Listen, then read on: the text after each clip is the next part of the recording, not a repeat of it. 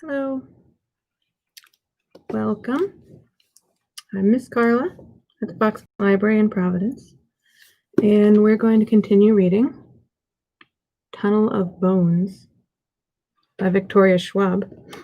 Oh, I never looked closely at the picture. Can you see the cover? You've got Paris, landmarks of Paris on the top, which that's the Eiffel Tower.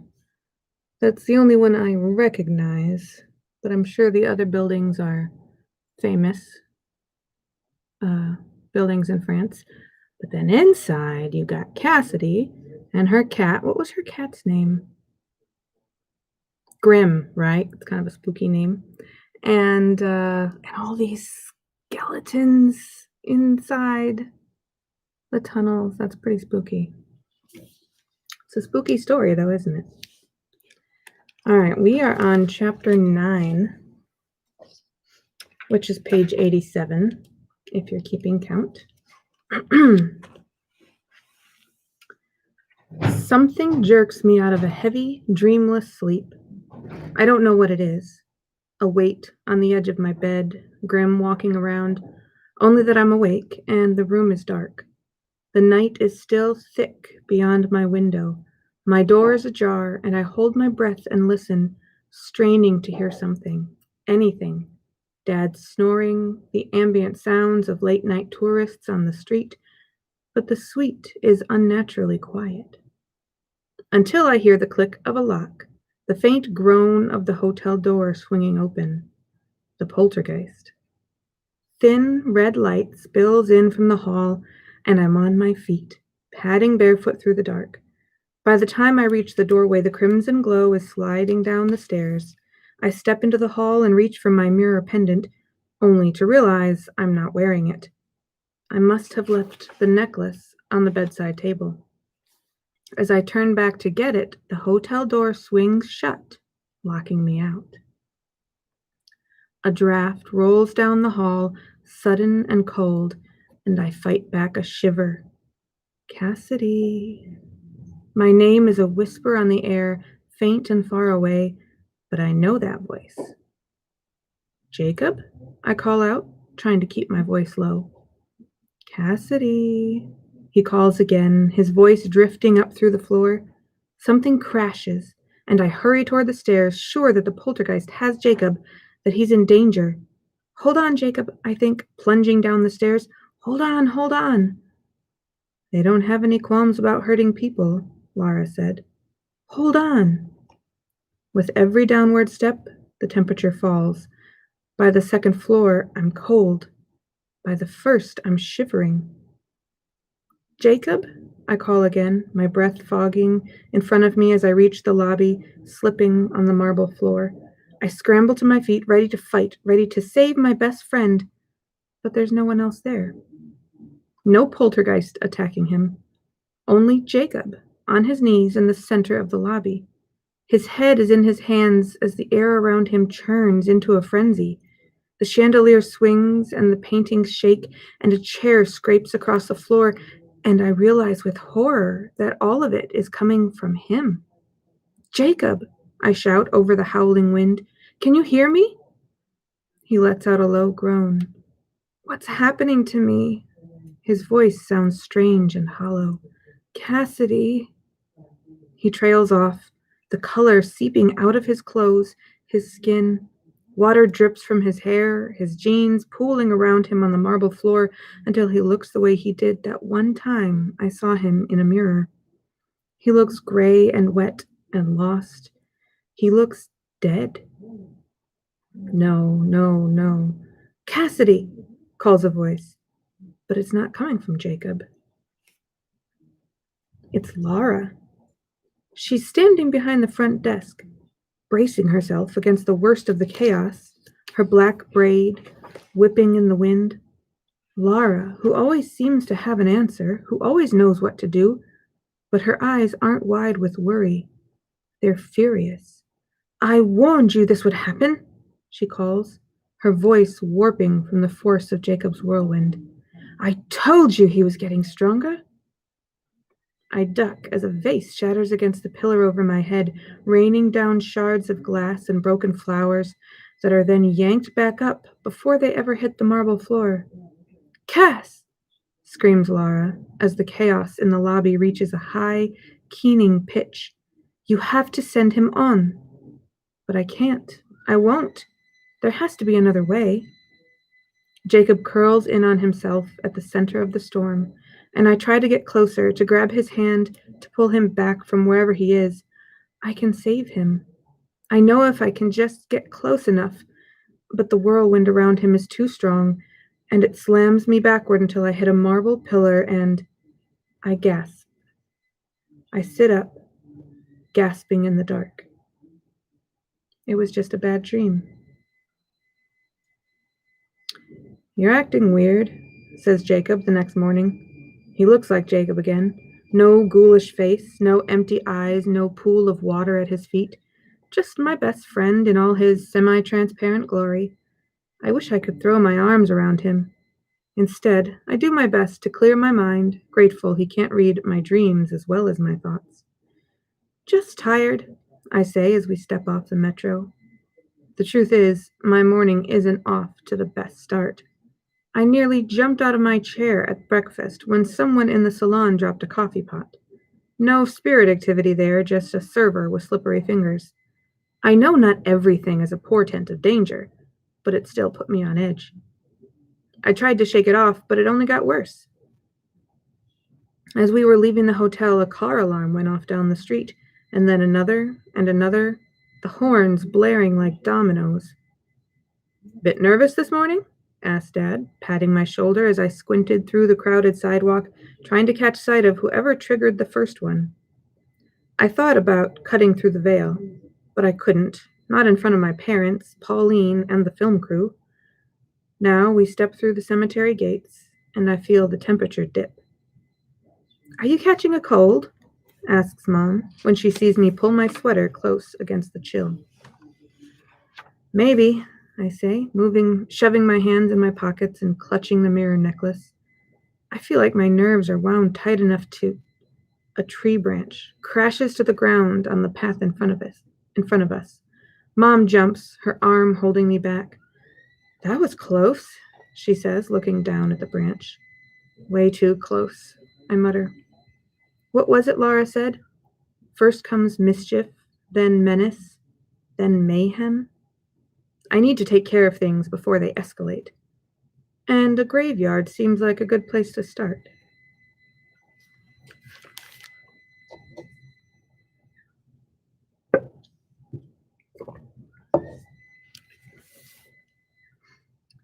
I study the large paper unfolded in Mom's hands. "What kind of cemetery needs a map?" I ask. She beams at me, eyes bright. "A very, very big one."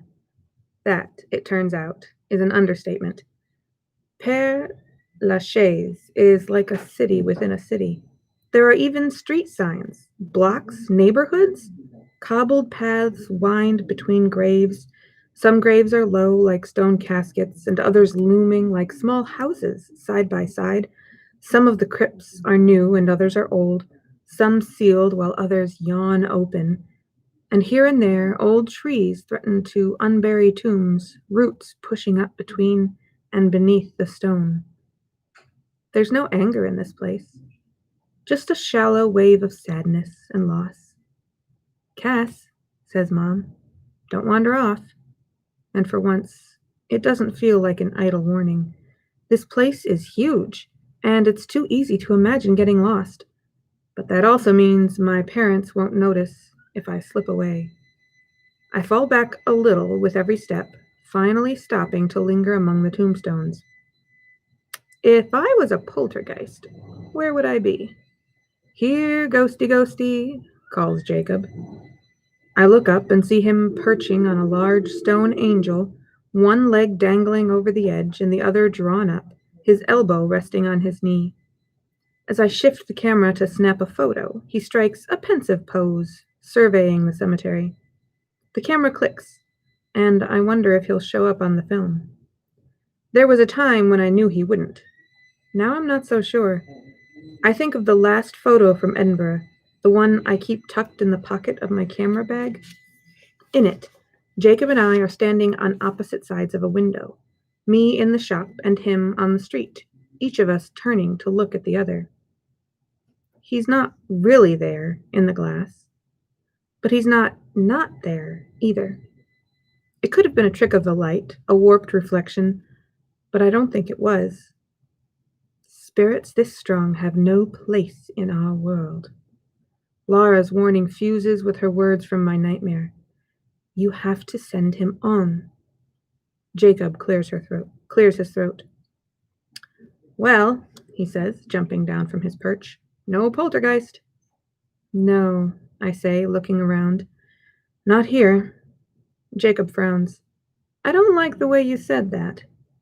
Up ahead, Mom and Dad stop in front of a crypt, Anton and Annette readying their cameras, and I see my chance. I tug the mirror from my pocket.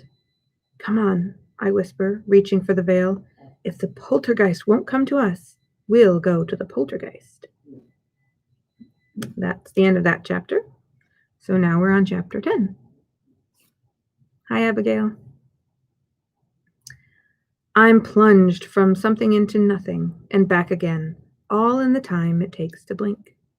My feet land back on the cobblestone path, and Père Lachaise stretches out again, a ghost of its former self. Tendrils of fog curl around my legs, and the cemetery is vast and gray and eerily still.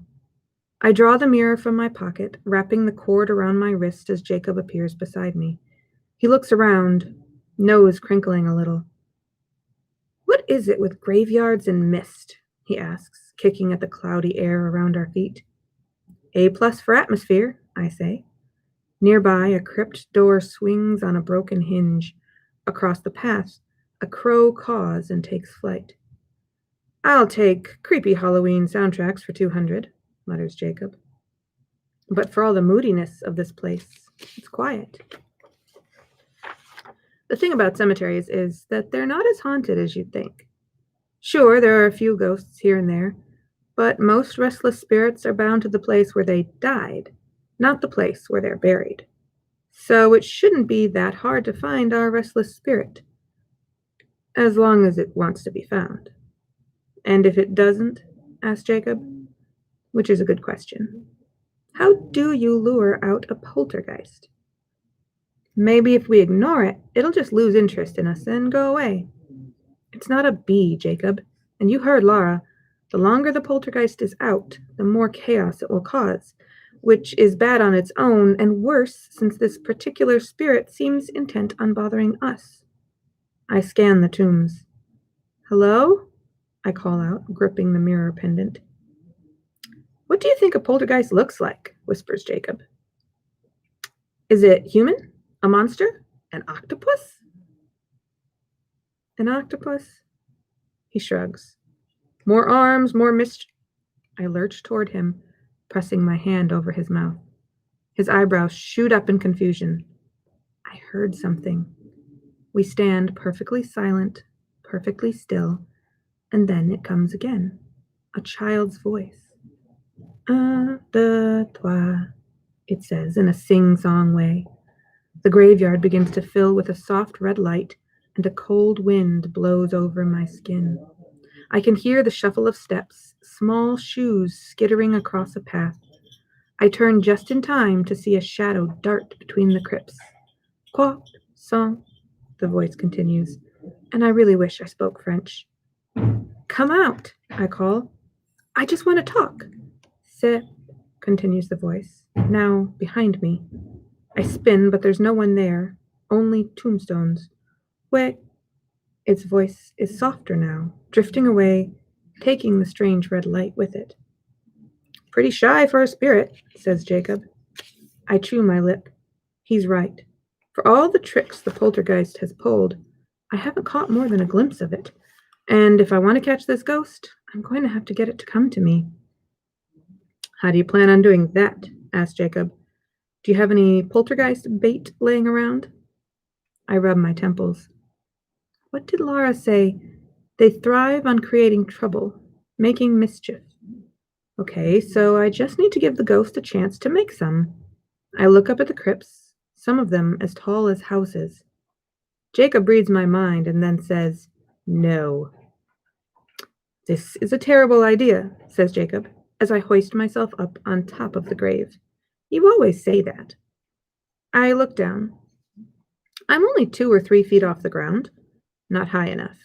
I grab the carved corner of the nearest crypt and begin to climb higher. "Yeah, and I'm usually right," he calls up. "What does that say about your ideas?" My shoes slip on the side of the crypt, but finally I haul myself up and straighten, balancing on the gabled roof. I scan the graveyard. Come out, wherever you are," I call. Nothing happens. I will myself to walk along the pointing roof, moving closer to the edge. I hold my breath and wait. "Oh well," says Jacob, shifting from foot to foot. "You tried your best. Guess you better come on down," and he trails off as the voice returns, suddenly much closer. Dee. A flush of cold brushes my skin, and a tile slips somewhere behind me, shattering on a tombstone below. The sound sends spectral crows into flight, and I turn toward the crash and see him, standing on the top of a tombstone 10 feet away. The poltergeist. I don't know what I expected. A monster, perhaps. A shadow creature 7 feet tall, all claws and teeth. But it's just a boy. A little kid, maybe 6 or 7, with curly brown hair and a round face smudged with dirt. He's dressed in old-fashioned clothes, a button-down shirt, and trousers that bunch around his bony knees. His edges flicker a little, as if he's not entirely here, but it's his eyes that stop me. They aren't brown or blue, but red. The red of a burning ember or a flashlight against a palm, the kind of red that glows, casting a crimson light on the graves and the crypts and the fog. "Found you," I say, and the boy smiles at me. Right before he moves. Not the way a boy should be able to move, one foot in front of the other. No, it's like he's not bound by the rules of this place, and in the time it takes me to blink, he skips forward. 1 second, he's standing on a crypt 10 feet away. The next, he's a foot away, perching on the gabled roof.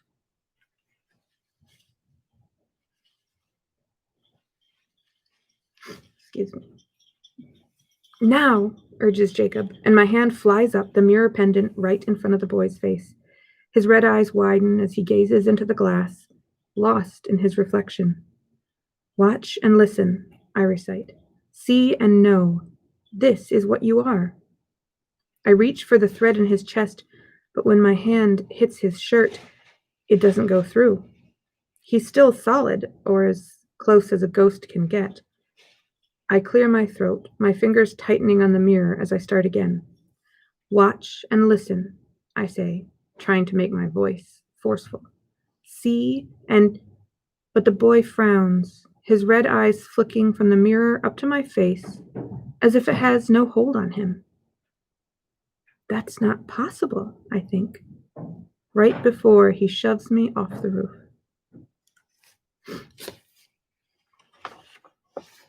Part 3, Menace. Part 2 was called Mischief Maker, I think. And part 3 is Menace, so it's getting worse. Chapter 11.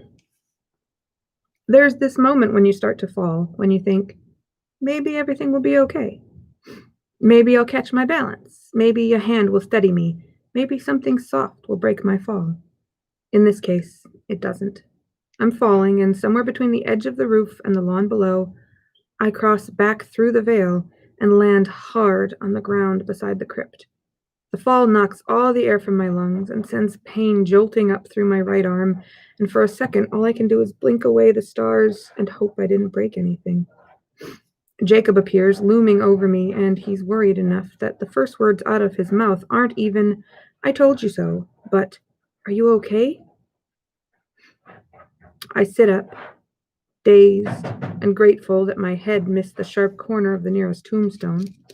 My elbow zings and my fingers tingle, but as far as I can tell, I haven't broken anything, including my camera. Small miracles. I groan, wishing Jacob were solid enough to help me to my feet. Instead, I get up, rubbing my arm. I'm okay. Good, says Jacob, glancing back toward the crypt. What happened up there? I look up, and for a second I can still see the boy's outline, a faint impression of the poltergeist scowling down at me from the roof. An afterimage, like a flash, against my eyes, but when I blink, it's gone. The mirror didn't work. Why not? Presses Jacob. Is it busted or fogged up or something? I check, but my reflection looks back, sharp and clear, and confused. What about the words? Asked Jacob. Did you say them right? I did. I did everything right. So why didn't it work? I loop the necklace over my head and tuck the pendant beneath my collar, and then I do the only thing I can think of. I call Laura. Wait, slow down, she says. Jacob and I have been talking over each other from the moment Laura picked up the phone. What do you mean the mirror didn't work? I walk faster, scouring the graveyard in case my parents are close by. I mean, it didn't work. Voices rise up somewhere to my right. Mom and Dad. Well, you must have done something wrong, says Laura.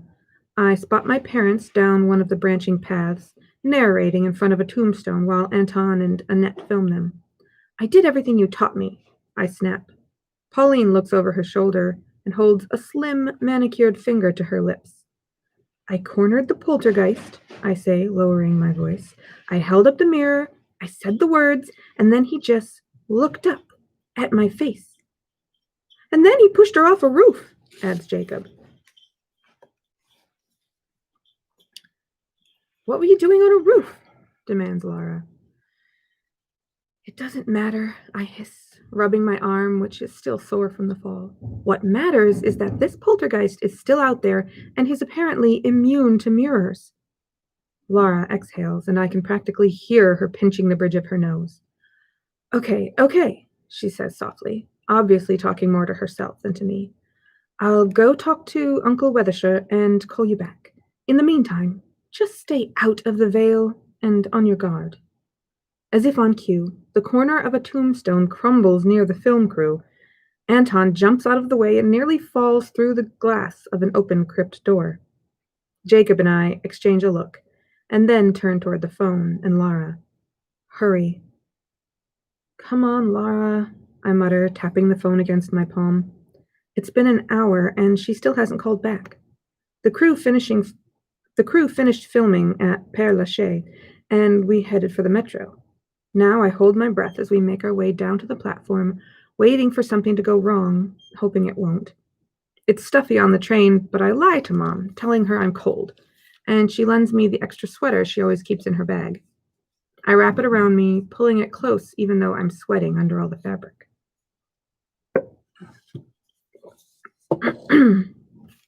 What exactly are you doing?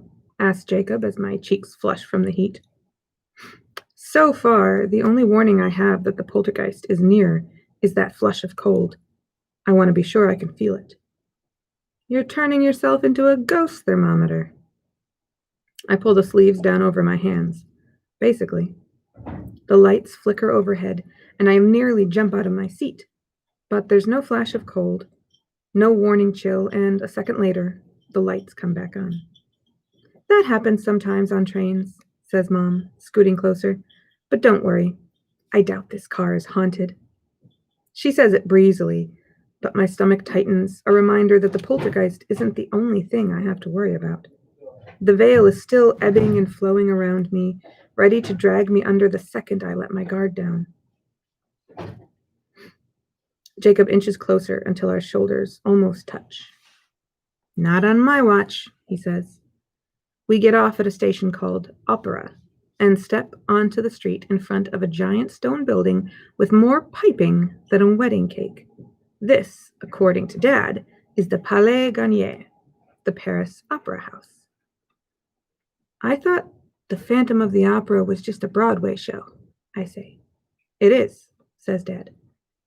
But you're saying there really is a phantom here? I'm saying there's a story. Most tales are inspired by something, says Mom, craning her neck. We walk inside the opera house. The entire gallery is made of marble, the swirls of white and gray stone interrupted only by massive iron candelabras. The stairs are straight out of Hogwarts, giant steps that split off to the left and the right, as if leading up to the house common rooms. As we step into the auditorium, Jacob lets out a low, appreciative whistle. It's full of red velvet seats and balconies, every surface covered in gold. Mom, Dad, Pauline, and the crew head down into the chambers beneath the opera. I decide to sit this one out, sinking into one of the velvet seats with the leftover macarons from yesterday. Dad shoots me one last stay put look as they retreat down the aisle. I watch as a handful of workers on stage maneuver pieces of a set. I get glimpses of the unfinished bits, the cables and ropes and undersides exposed. Soon, the set pieces come together into what looks like the front of a mansion. This is nice, says Jacob, perching beside me. We should do this more often, the whole not looking for ghosts thing. We're not looking for ghosts, I say, thoughts turning. Every crack of the stagehand's hammer, every scrape of wood, every creak and groan puts me on edge. When my cell rings, I yelp in surprise and bang my knee against the arm of the seat. I answer, rubbing my shin. Hey, is for horses, chides Laura. What? Never mind, just something my mother says. Can you talk? Where are you? The opera. Oh, have you seen the Phantom? There are actually several. Uncle told me to leave them alone, though they weren't causing any trouble, and apparently a few ghosts can be good for business. Don't know if I agree with him, but I figured the Phantoms could wait till my next school trip. Jacob clears his throat. Anyway, says Laura pointedly, do you want the bad news or the bad news? I don't think that's how the saying goes, comments Jacob. Well, it's how it goes now, because we, or rather you, have a very large problem. Great, I say, because I don't seem to have enough of those. Care to explain? Laura clears her throat. Remember how I said poltergeists are stronger than normal ghosts because they aren't bound to the veil? Yes. And as you already know, the veil is tailored to fit the ghost, the place they died, which means it's essentially tied to the ghost's memory. That's what binds it there. So if a poltergeist isn't bound to the veil, it's because they don't remember, I say, as it hits me. Laura exhales. Exactly. That's why the mirror didn't do anything to stop him. A reflection only works on ghosts because it shows them what they already know, but simply haven't accepted. Watch and listen, see and know. This is what you are. But if someone showed you something you didn't remember, continues Laura, it wouldn't have the same impact on you. But if the mirror doesn't work, says Jacob, how are we supposed to stop him? It doesn't work, says Laura, because he doesn't remember who he was, which means you have to remind him. And how are we supposed to do that? I ask. It's not like we have any clue who he was. Well, says Laura, what do you already know about him? Nothing, I hiss, exasperated. Don't be ridiculous. You've seen him, haven't you? What does he look like? I close my eyes, trying to summon the only clear image I have from the moment I was balanced on top of the grave. He was short, only came up to my shoulder. Okay, so he's young. He had brown hair, old-fashioned clothes. What kind of old-fashioned? I don't know, I say. The kind with buttons. Laura makes a short, exasperated sound. Well, next time, pay more attention. Every detail is a clue. What he looks like, when he started following you, what he said. Wait, says Jacob. He did say something. Remember, Cass? Jacob trails off, trying to sound out the words. Un, deux, trois, something about a cat sank. He fumbles, then adds, the last word was definitely D's. Well done, Ghost, says Laura grudgingly. All right, that's interesting. Do you know what it means? I ask. He was counting, says Laura. Un, deux, trois, 4, 5, 6, 7, 8, 9, 10. That's 1 through 10 in French. She lowers her voice, talking to herself as much as us. But why would he be counting up instead of down? You speak French? I cut in. Of course, says Lara briskly, and German. They make us take 2 foreign languages in school. I also know a little Punjabi, thanks to my dad. My parents say language is the most valuable currency. Don't you know any other languages? I know how to ask for the bathroom in Spanish, offers Jacob. I chew my lip. I memorized all the incantations in Harry Potter. I look at Jacob. And I can speak to ghosts. Obviously not, says Lara, or you wouldn't need me to translate. Look, until we find out who this poltergeist was, you don't stand a chance of winning. Thanks for the confidence, I mutter as the film crew reappears, Mom and Dad in the lead. Anton and Annette follow, cameras hoisted on their shoulders as my parents make their way down the aisle toward the stage. They're shooting B-roll, the snippets of footage that will go behind a voiceover, help set the scene. I suggest, Lara is saying, you start by figuring out where he came from, how he died. Call me when you have a solid lead. And Cassidy. Yeah, I know, be careful. We both hang up, and I stand, picking my way through the seats. I play Lara's conversation again in my head. Hey, Jacob, I say. You remember, don't you? His face darkens a little. Remember what? I swallow. Who you were before, how you... I don't say the word, but I think it. Died. Jacob's face shudders like a window, all the color and humor suddenly gone. Are you serious? I'm just asking. I'm not a poltergeist, Cassidy, he snaps, the hair rising around his face. I shiver, suddenly cold, and for a second I think the chill is coming from him before something snaps on stage and a massive piece of the set begins to fall forward, straight toward my parents. That's the end of chapter 11. Good place to stop. Thank you for joining me, Abigail. I hope you can pick up the last page or two later on.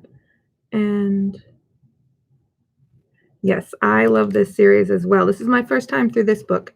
I've read the first book twice, and I am also looking forward to the next one. I hope you enjoyed listening, and I will, today is Wednesday, so I'll be reading again Monday at 2 o'clock. Monday and Wednesday next week. Bye-bye. Have a good day.